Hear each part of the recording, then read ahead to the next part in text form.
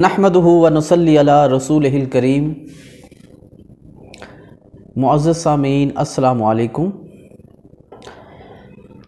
بیان و شاعری کا ہمارا یہ سلسلہ جاری و ساری ہے الحمدللہ، اور ہماری جو نیکسٹ آیات ہیں، اعوذ باللہ من الشیطان الرجیم، بسم اللہ الرحمن الرحیم، صراط الذین انعمت علیہم غیر المغضوب علیہم ولا الضالین، آمین۔ ان لوگوں کی راہ پر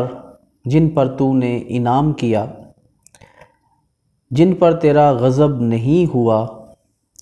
اور نہ وہ راہ راست سے بھٹکے۔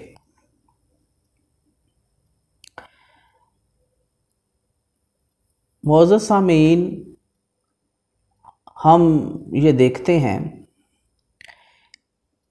کہ قرآن مجید میں ہمیں اس بات کی تاکید کی گئی ہے کہ قرآن مجید پڑھنے سے پہلے ہم تعوذ پڑھ لیں، اور تعوذ کی اہمیت ہم یہ دیکھتے ہیں کہ کسی عبادت کے شروع کرنے سے پہلے تعوذ پڑھنے کی تاکید نہیں ہے، جبکہ قرآن مجید کو پڑھنے سے پہلے اس کو پڑھنے کی تاکید کی گئی ہے۔ قرآن کریم کی تلاوت شروع کرنے سے پہلے اعوذ باللہ من الشیطان الرجیم ضرور پڑھ لینا چاہیے، کیونکہ اللہ نے فرمایا فَإِذَا قَرَأْتَ الْقُرْآنَ فَاسْتَعِذْ بِاللَّهِ مِنَ الشَّيْطَانِ الرَّجِيمِ۔ جب آپ وسلم قرآن پڑھنے لگیں تو شیطان مردود سے اللہ کی پناہ طلب کیجئے۔ ایک بہت اچھے عالم دین تھے، وہ تعوذ کا ترجمہ کچھ اس طرح کرتے تھے کہ میں پناہ مانگتا ہوں اللہ کی شیطان مردود سے کہ جو ہمیں قرآن پڑھنے نہیں دیتا، یعنی قرآن سمجھنے نہیں دیتا۔ معزز سامعین، ہم سورۃ فاتحہ میں اللہ رب العزت سے ہم ہدایت مانگتے ہیں، جو کہ سب سے بڑی نعمت ہے، اور سورۃ فاتحہ کے بعد اگلے پیج پر ہی اللہ رب العزت ہمیں ہدایت نواز دیتے ہیں، ھدی للمتقین۔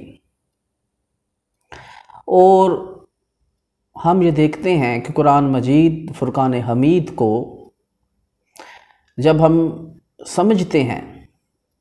تو سمجھنے کے ساتھ ہی ہمارے لیے ہدایت کے راستے کھل جاتے ہیں، اور ہمیں وہ بینیفٹس اور وہ فوائد حاصل ہوتے ہیں،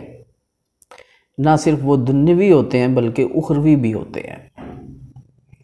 یعنی ربنا آتنا فی الدنیا حسنۃ وفی الآخرۃ حسنۃ وقنا عذاب النار۔ یہاں ہمارے پاس نماز پڑھنے کی کمی نہیں ہے، مسلم امہ اللہ کے فضل و کرم سے نماز بھی پڑھتی ہے، قرآن بھی پڑھتی ہے، قرآن سنتی بھی ہے، روزے بھی رکھے جاتے ہیں ہر سال، اور زکوٰۃ ادا کی جاتی ہے، اللہ کے فضل و کرم سے ہر سال حج ہوتا ہے۔ ہم یہ دیکھتے ہیں دعائیں بھی خوب مانگی جاتی ہیں، لیکن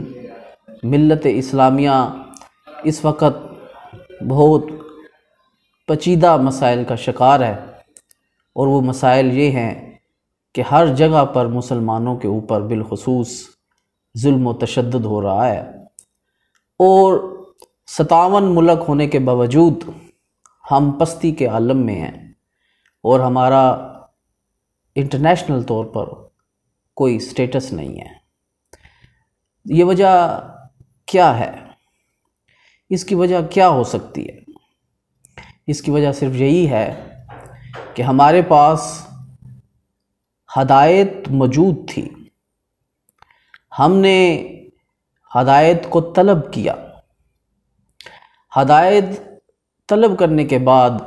اللہ رب العزت نے ہمیں ہدایت سے نوازا، لیکن اس ہدایت کو ہم نے نہ پڑھنے کی کوشش کی، نہ سمجھنے کی کوشش کی، اور اپنے مسائل کے حل ہمیں اللہ رب العزت نے ہمارے لیے پیش کیے اس میں، اور لیکن ہم نے اس کو نہ سمجھنے کی کوشش کی، نہ پرکھنے کی کوشش کی،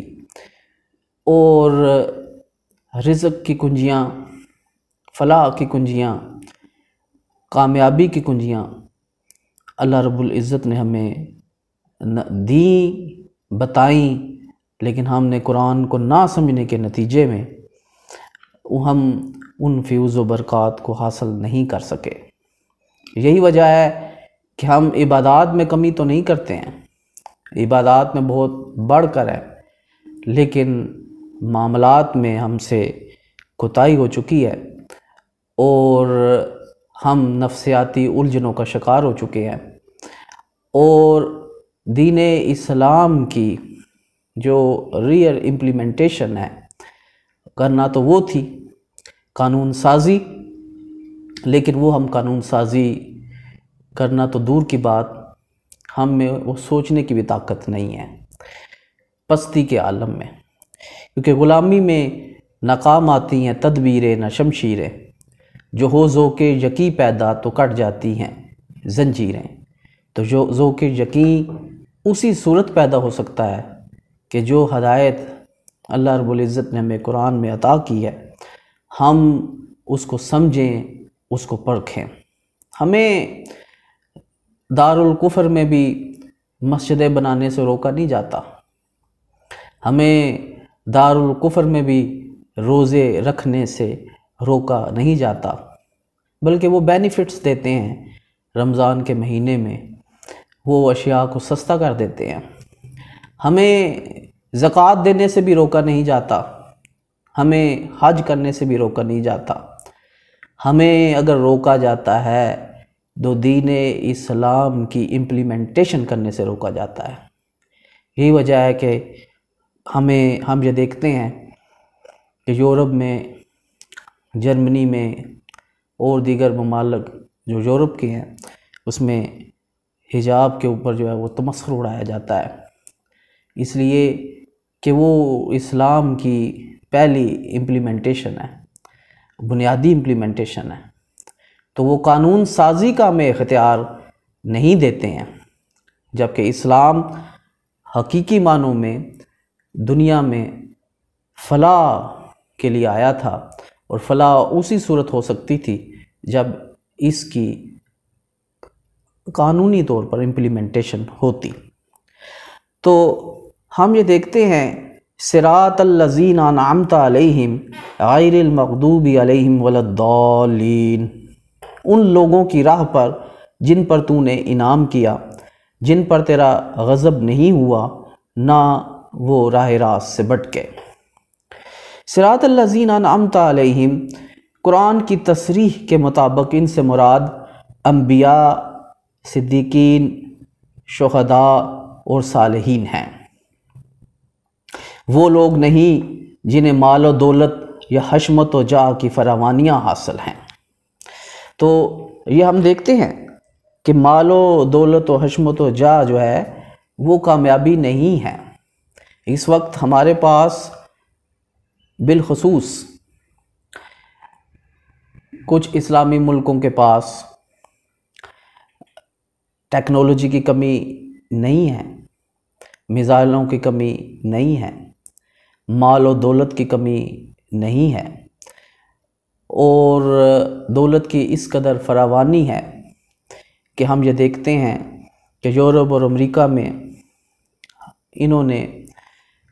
چھوٹے سے چھوٹا اور بڑے سے بڑا پارک تک خریدا ہوا ہے، اور ان کی دولت کے انبار اتنے ہیں کہ ہم تصور بھی نہیں کر سکتے۔ لیکن ہم یہ دیکھتے ہیں کہ ذلت کی بھی انتہا ہے، اس لیے کہ مال و دولت و جاہ و حشمت کی فراوانیاں جو ہیں وہ کامیابی نہیں ہے، بلکہ کامیابی جو ہے وہ رستہ ہے انبیاء علیہ السلام کا، صدیقین کا، شہداء کا اور صالحین کا۔ لہٰذا